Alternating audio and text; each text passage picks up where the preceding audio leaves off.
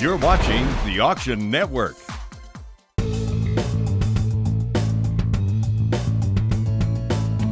I'm Tina Malave here at the 2007 Crusin the Coast Classic Car Auction, and I've got a very special friend with me today. This is Jimmy Velvet, and Jimmy, you were a close personal friend of Elvis Presley, right? I sure was. My English teacher in Jacksonville, Florida was a songwriter and a show promoter, and she had a show at the Gator Bowl. It had Hank Snow and the Carter family, so I wanted to meet June Carter. So I talked my English teacher to let me backstage, and so I got back there and I spent about an hour talking to this guitar player, and he says, "Oh, by the way, my name's Elvis Presley." Now, Elvis was a big car guy, was he not? He loved cars. He loved cars. He didn't keep them long. He usually gave them away.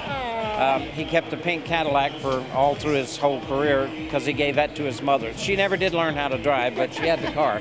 You had a car that was stolen from you that had something very special in it, right? Tell us about that. I always carried my camera with me because my grandmother, when I was on tour, she wanted to know where I was at and what I was doing, so I would send photos home to her. As it was, I amassed about 9,000 negatives of pictures that no one's ever seen. I had everybody from Muhammad Ali to Rocky Marciano, everybody from Natalie Wood to Princess Di, Marilyn, Elvis to Buddy Holly, Alan Freed to Dick Clark, you name them. All those negatives I took through those years, I had put them in the trunk of my car.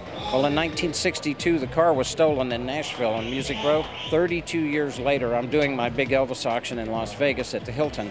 And there was this call that night from this guy, and I didn't know who he was, but he said, have you got a FedEx package yet? So he sent all those negatives back to me.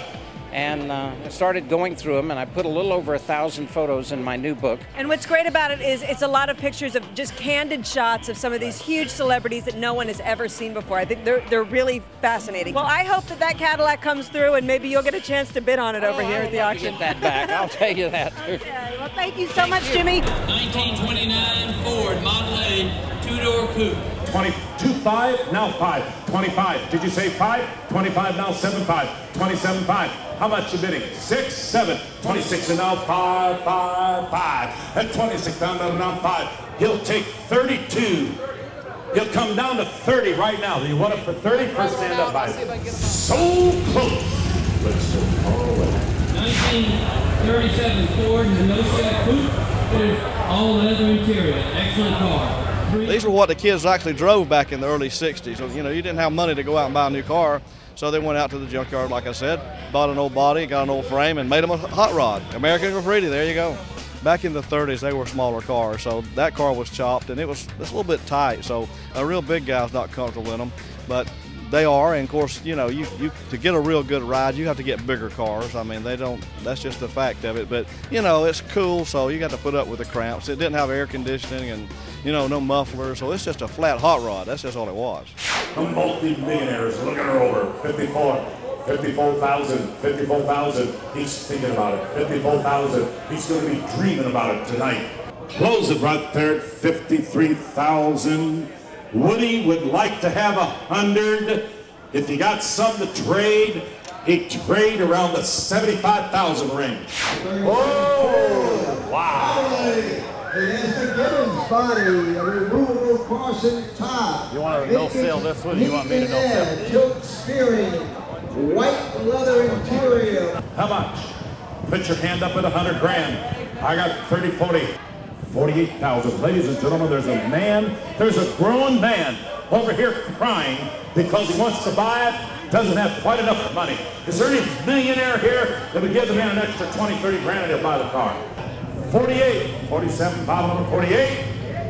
Takes a little bit more money. I can't let you have it for 47.5. What a beautiful car. Thank you, John Stone.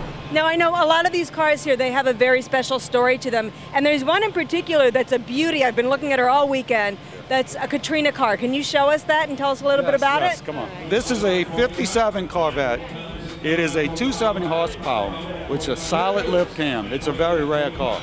It was in kind of uptown area of New Orleans that flooded, but that particular area only got about a foot of water.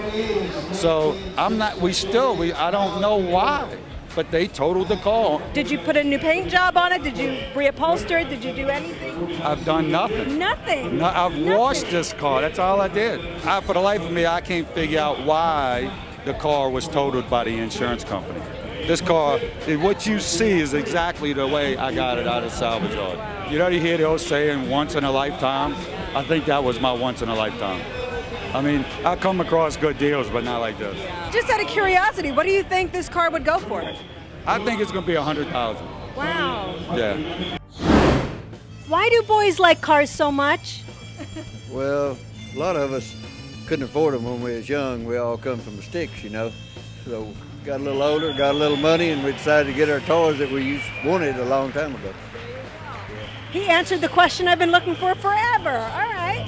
You are watching the Auction Network here in Biloxi, Mississippi. Raise your hands!